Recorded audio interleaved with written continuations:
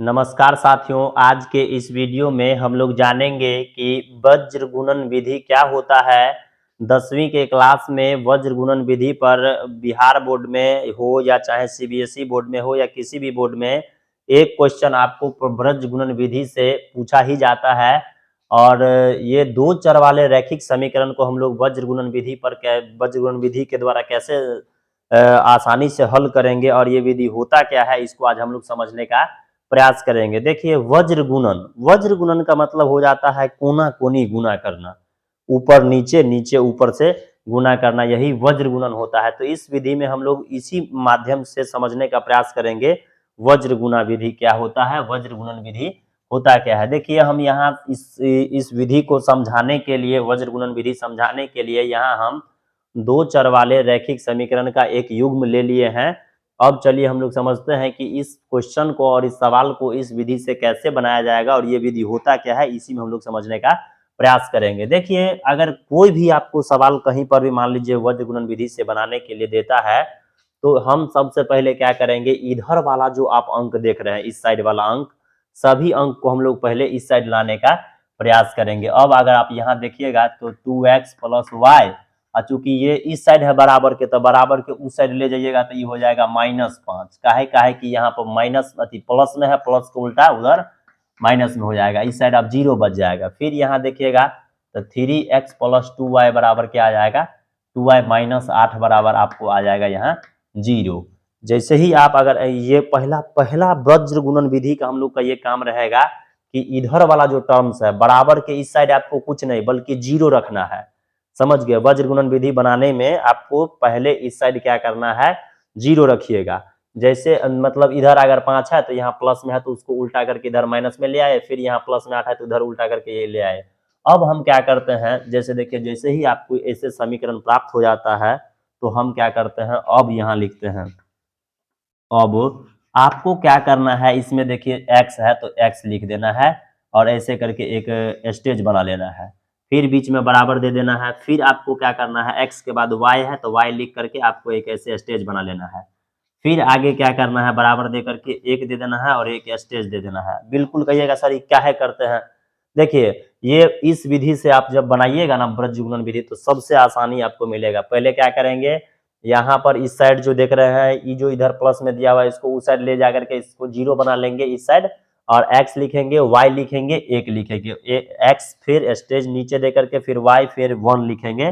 उसके बाद क्या करेंगे, यहाँ पर 2-2 करके हम ऐसे माइनस दे करके खाना हम यहाँ पर टेबल टाइप का यहाँ पर हम बना देते हैं, ये माइनस ऐसे करके कोष्ठ से हम लोग घेर देंगे। ये घेर दीजिएगा इसको। तो ये जो अब जैसे ही ये हो गया, अब हम क्या करेंगे जरा गौर से देखिए। इसमें कोई बहुत ऐसा शिक्षक होते हैं, बहुत ऐसा मान लीजिए बुक रहता है जिसमें कहता है कि नो इसका एक फॉर्मूला होता है वही पर बनेगा, नहीं, फॉर्मूला पर कुछ नहीं, ये बिल्कुल आसान होता है। चलिए हम लोग देखने का प्रयास करते हैं। जैसे देखिए x1, यहाँ हम x है तो x को सवाल में हम लोग झाँप देंगे।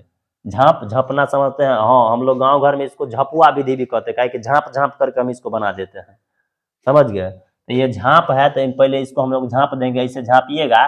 तो अब आगे आप जैसे पहले चीज को झाँप दीजिएगा तो अगला क्या हमको प्राप्त हो रहा है, वाई वाला प्राप्त हो रहा है। अब चूंकि इसका नाम है वज्र गुणन, तो वज्र गुणन का मतलब आप लोग बचपन में कभी कान गुजू कोई कोना मारे सुरखिया वही कोना वाला अवश्य आप लोग खेला खेले होइएगा, बस वही खेला यहाँ पर हमको लगा देना है। देखिए, यहाँ पर पहला हम x वाला पद को ढक दीजिएगा तो आपको यहाँ पर क्या प्राप्त होगा, देखिए y वाला प्राप्त होता है। ई कोनमा वाला के गुना करेंगे ऐ कोनमा वाला संगे संगे, ई कोनमा वाला के गुना करेंगे वही कोनमा वाला संगे, माने जो झाँप दिए उसके बाद जो आगे हमको आया है पहले उसको गुना करेंगे इससे। तो कितना हो जाएगा, 8 को आ, यहाँ पर नहीं पूछा तो 1 है तो 8 को आ, -8 को 1 को गुना कीजिएगा तो -8 आ जाएगा, हम यहाँ -8 लिख देंगे। अब 1 को गुना ऐसे तो हो गया, अब इसको भी गुना करेंगे, माइनस में क्या हो जाएगा, माइनस में यहाँ 10 हो जाएगा। पहला हमको बन गया, पहला झाँप दिए तो पहला बन गया। अब दूसरा झाँपते हैं तो आगे क्या आया, 5 वाला ना आया है, तो आगे 5 वाला आया है तो ई 5 के पहले ऐ कोनमा सा, फिर ऐ 8 के वही कोनमा सा, ई -5 के 3 से गुना कीजिएगा तो -15 आपको प्राप्त हो जाएगा।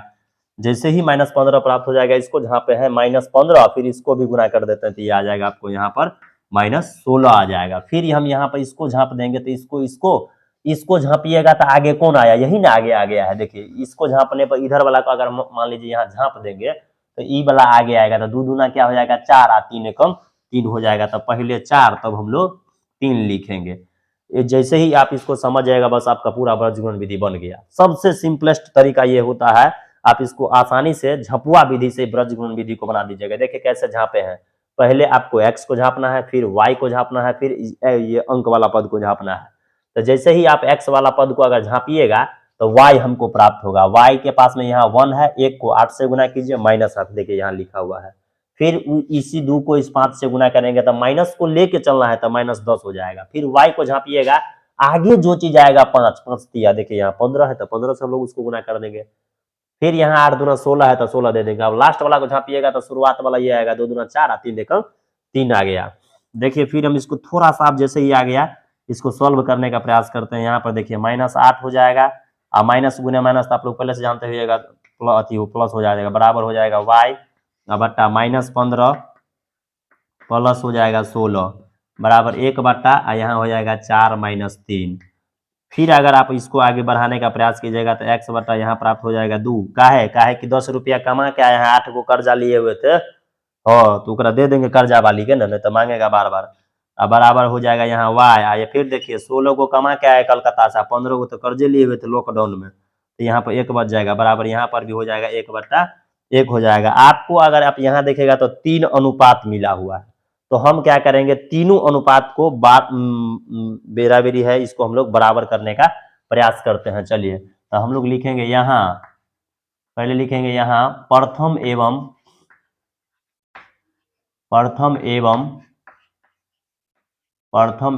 अंतिम अनुपात से, प्रथम एवं अंतिम अनुपात से,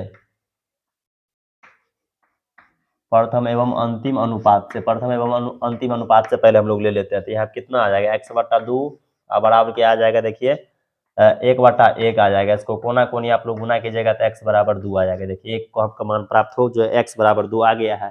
पुनः हम क्या करेंगे, यहाँ पर लिखे हैं प्रथम एवं अंतिम अनुपात से, अब लिखेंगे अंतिम दोनों अनुपात से। पुनः अंतिम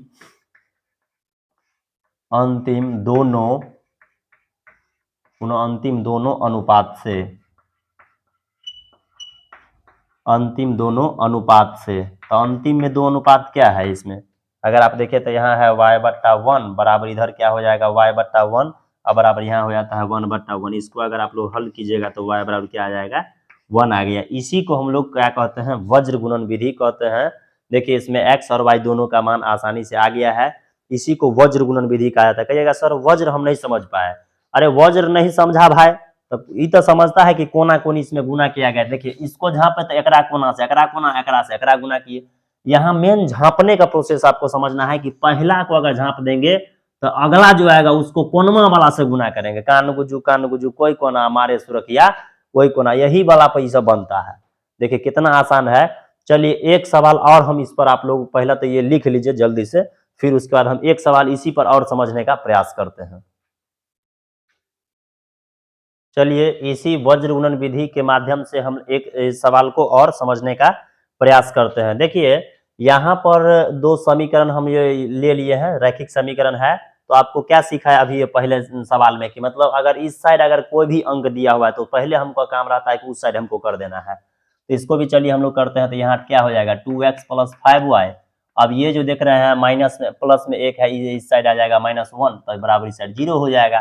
फिर यहाँ पर देखिए 2x है तो 2x प्लस 3y है तो 3y, इधर में जो -3 अति प्लस में 3 देख रहे हैं, ये इस साइड आ जाएगा -0, ये हो जाएगा। तो हमको माने वज्र गुणन बनाने के लिए सबसे पहले क्या करना है, इधर वाला जो अंक है उसको उस साइड लेके चल जाना है वज्र गुणन विधि बनाने के लिए।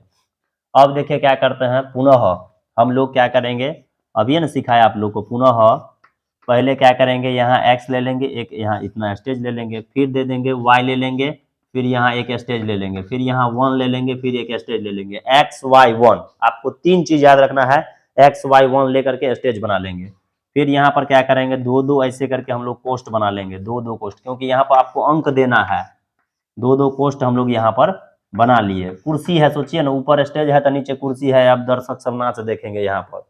चलिए तो अब हम लोग क्या करते हैं, इसको यहाँ पर मान लीजिए, क्योंकि आप लोग जानते हैं x वाला को लिखने के लिए इसको पहला को झांपते हैं, तो जैसे झांपिएगा तो आगे में क्या आया 5 ना आया है, तो 5 का गुना होगा 3 से, कोना कोनी गुना करना है, कोना कोनी, कान गुजू कोई कोना, मारे सुरखिया वही कोना, तो कान हम लोग उधर उधर दौड़ेंगे। तो 5 को 3 से गुना कीजिएगा तो देखिए 5 तिया कितना आएगा, माइनस में ना 15 आ जाएगा, क्या कि 5 यहाँ -3 है, तो 5 तिया यहाँ आ जाएगा -15। एकरा गुना यही संगे हो जाएगा, पहला को झाँपिएगा तो एकरा गुना एकरा संगे, एकरा गुना एकरा संगे हो जाएगा, 3 एकम 3 हो जाएगा, 5 तिया 15, 3 एकम 3 हो जाएगा, तो यहाँ हो जाएगा माइनस में 3 हो जाएगा।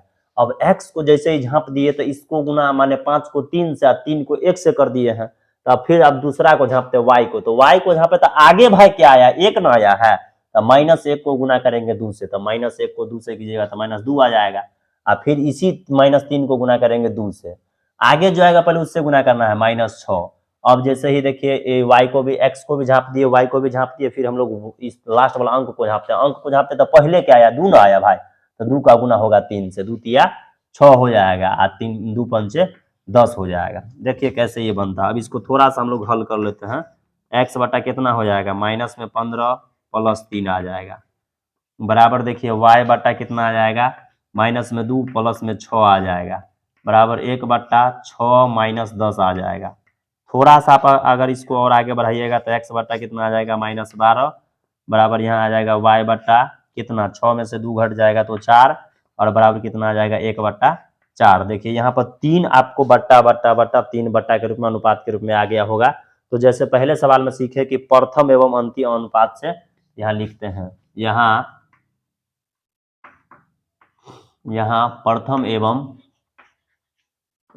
प्रथम एवं अंतिम अनुपात से, प्रथम एवं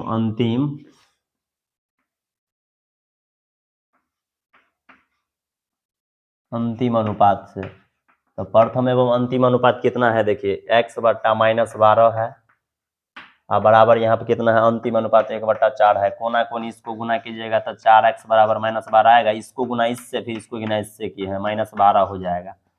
यहाँ क्या आ जाएगा, x बराबर -12 बट्टा कितना आ जाएगा, 4, 4 तिया 12 -3। तो x का मान आ गया। पुनः हम लोग क्या करेंगे, अंतिम दोनों अनुपात से लिखेंगे, अंतिम दोनों अनुपात से,